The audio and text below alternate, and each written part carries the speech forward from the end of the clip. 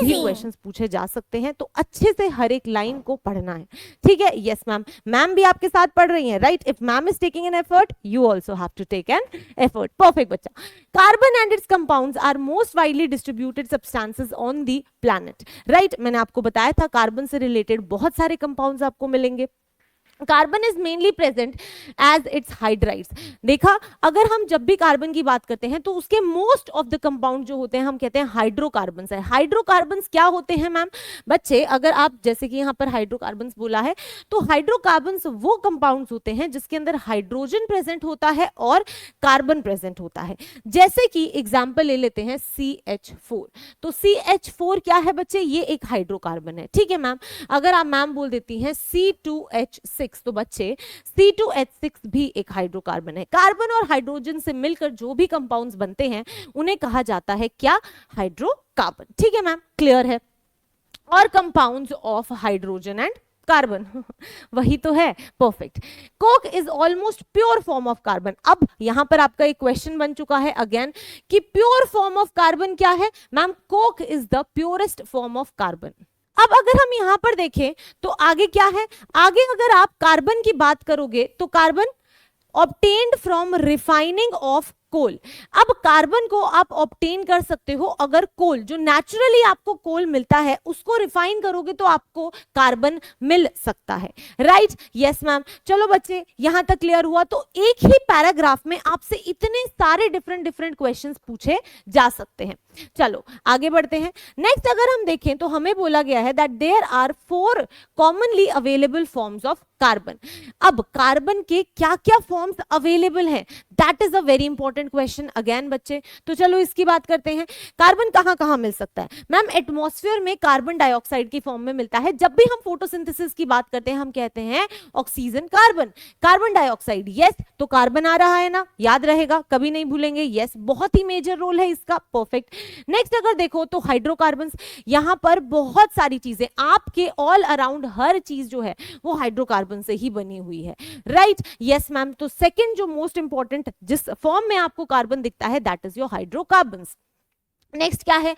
Petroleum. Yes, याद है जब भी कभी गाड़ी में जाते हो, फ्यूल यूज करते हो, क्या है वो? हाइड्रोकार्बन ही तो है। Yes ma'am. तो ये रहा fossil fuels, coal, petroleum and natural gas, ये सब बच्चा कार्बन से बने हुए हैं, right. Next is carbonates like limestone, dolomite.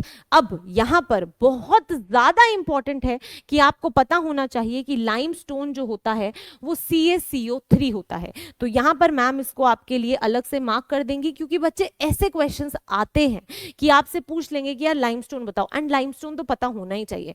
What is it? It is CaCO3, ठीक है। नेक्स्ट आपसे पूछा जा सकता है कि डोलोमाइट क्या होता है?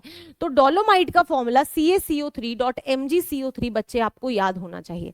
एक और बड़ी इंपॉर्टेंट चीज इसी के साथ कवर कर लेते हैं। अगर आप CaCO3 को हीट करते हो तो क्या होता है? ये CaCO3 जो होता है ना, वो क्या करता है बच्चे? ये बहुत ही अनस्टेबल होता है। क्या होता है? बहुत ही अनस्टेबल होता है।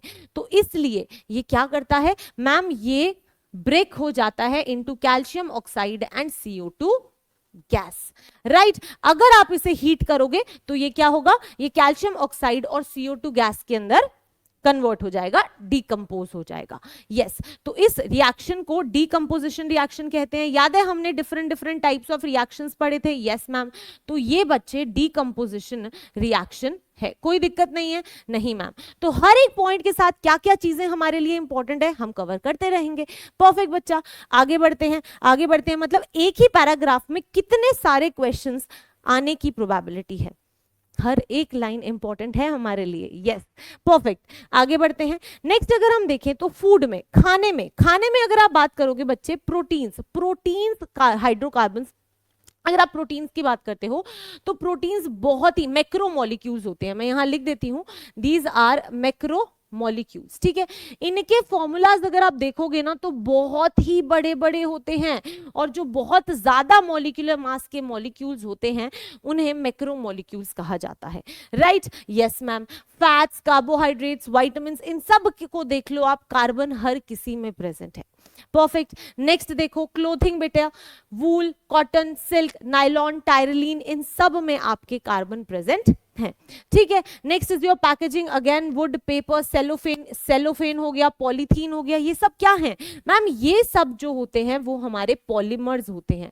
क्या होते हैं बच्चे? पॉलीमर्स होते हैं। अगेन पॉलीमर्स क्या होते हैं बच्चे? बहुत ही बड़े बड़े फॉर्मूलाज होते हैं इनके, ये भी मैक्रोमोलिक्यूल्स होते हैं, राइट। तो यानी कि यहां पर बहुत ही इंपॉर्टेंट है cellophane, polythene, that is poly word अगर आ जाता है तो वो आपका पॉलीमर होता है, ये आप समझ सकते हैं।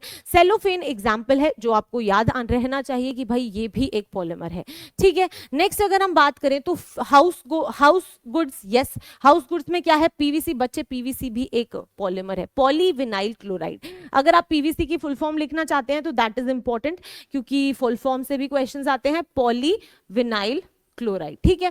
यस मैम, कोई दिक्कत नहीं है, ये भी क्या है? ये एक आपका पॉलीमर है, ठीक है बच्चा, ठीक है। नेक्स्ट इज मेलामाइन, बैकेलाइट, ये सब बच्चे पॉलीमर्स हैं, ये सारे के सारे आपके पॉलीमर्स हैं। अब मेलामाइन की बात करो यार, बैकेलाइट की बात करो। स्विचेस, आपने स्विचेस देखे हैं अपने? यस, वो क्या होते हैं बच्चे? स्विचेस जो होते हैं वो बैकेलाइट से बने होते हैं, और ये बहुत ही ज्यादा अच्छा इंसुलेटर है और इसीलिए आपको करंट नहीं आता है, ठीक है। नेक्स्ट अगर आप बात करोगे मेलामाइन की, तो मेलामाइन भी एक पॉलीमर है बच्चे, जो हम अपने हाउस होल्ड वर्क्स में यूज करते हैं। यस मैम, तो यानी कि कुछ कुछ नॉलेज हमें होनी चाहिए तो ही हम आगे बढ़ पाएंगे, परफेक्ट। नेक्स्ट अगर आप बात करोगे